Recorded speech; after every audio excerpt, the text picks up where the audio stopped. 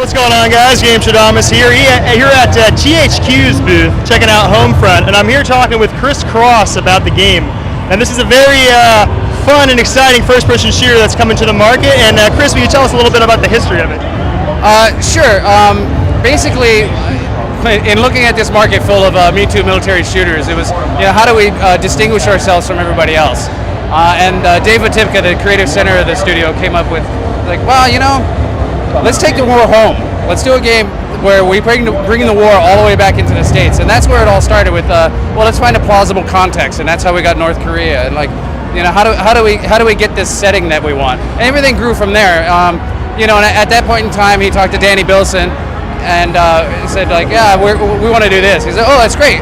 I know John Milius, who wrote Red Dawn and Apocalypse Now. Why don't we get him involved too? And so he wrote the story, and it's been a great project to work on. Right. Yeah, he's a great writer to have.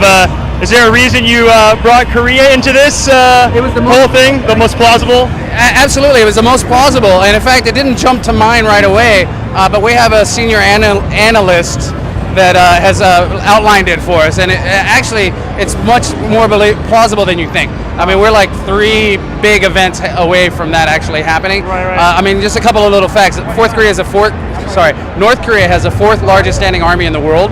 They also have the largest special forces group in the world, and they have a crazy leader. So this is kind of training in case shit happens. Then there's some funny territory, but right. It's a little closer to home than I originally expected, and with current events in the news and what's happening now, man, it's really topical. Yeah, it really touches home with everybody. So what about multiplayer? How's the whole multiplayer in this game?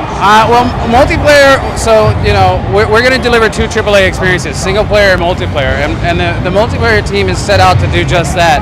And so we're not bound by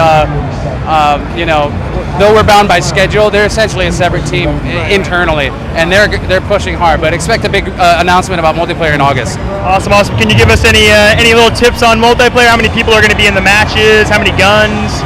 Are you going to do like a leveling up system, kind of? No.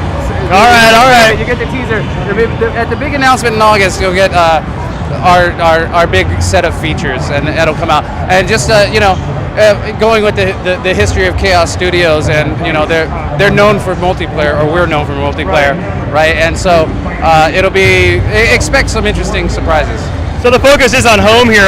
What states do you go through? Where are the locales? So we picked Montrose, Colorado, but basically we want it to look like Anywhere USA initially, and so we take it into the suburbs. We take you to shopping mall and strip malls. We go to places that are instantly familiar, and then we twist them. So that's our single player pillar, which is like the familiar becomes alien, and that trickles all the way down into our mechanics. So people feel like this is happening in their backyard. It could, yeah, absolutely. And it's building that alternate future or reality that's important to us.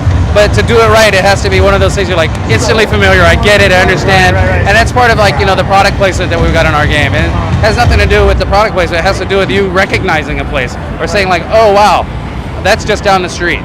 Right. Very familiar. Yeah. So when is this game due out, and on what systems? Winter 2011, PS3, Xbox 360, and there's a separate SKU on the PC. Awesome. Well, thank you very much for that, guys. We'll see you around.